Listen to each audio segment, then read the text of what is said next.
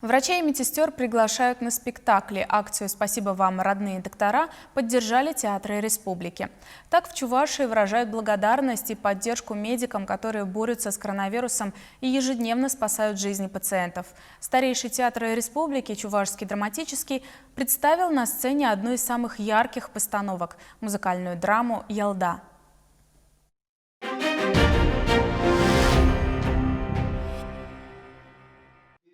Для многих из них это чуть ли не первый выход в свет за последний год. С начала пандемии нагрузка на медиков значительно выросла. И потому сейчас оказаться в театре – целое событие. Посмотреть спектакль приехали врачи с районов и городов республики. Среди них немало тех, кто работает в красных зонах. Терапевт Чебоксарской районной больницы Александр Крылов одним из первых перешел работать в ковидное отделение. В последнее время достаточно сложно выбраться куда-либо, потому что график плотный, пациентов много, работ приходится тоже много. И мы как дали свое обещание, призвание, клятву защищать, лечить, так ее и стараемся нести.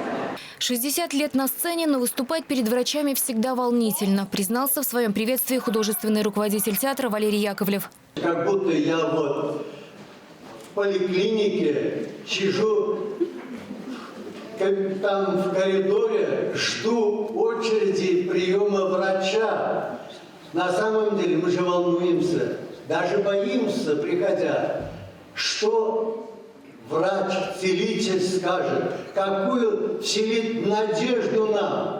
Хотя практически все медики уже переболели ковидом, но в театре санитарные нормы соблюдают без исключения. Лица врачей и медсестер по-прежнему скрывают маски. Кресла свободны через одного. Для главных зрителей вечера труппа подготовила спектакль «Ялда». С этой постановки долгие годы Чувашский драматический неизменно начинает театральный сезон. 100 лет назад пьесу, которая рассказывает о жизни народа, написал чувашский классик Федор Павлов. И сегодня постановка никого равнодушно не оставляет. Такие благотворительные акции помогают взглянуть на нашу жизнь немножко с другой точки зрения.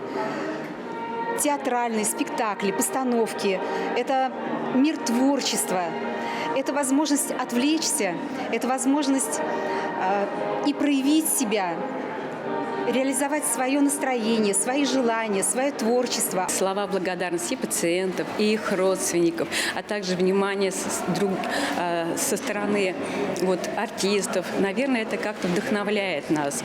Свою признательность людям в белых халатах выразят и другие театры республики. В ближайшие недели лучшие постановки врачам покажут ТЮЗ, Русский драматический, театр оперы и балета, а также экспериментальный театр драмы. Ирина Николаева, Игорь Зверев, Вести Чувашия.